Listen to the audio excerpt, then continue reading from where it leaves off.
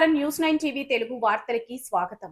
ఆదిలాబాద్ వ్యవసాయ market committee నూతన chairman Boranchu Srikanth Reddy పలువురు ప్రజా ప్రతినిధులను మర్యాదపూర్వకంగా కలిశారు. ఇటీవల చైర్మన్ గా బాధ్యతలు స్వీకరించిన ఆయన మార్కెట్ కమిటీ అభివృద్ధిపై తన విజన్ ను పంచుకున్నారు. ఆ వివరాలు ఇప్పుడు చూద్దాం.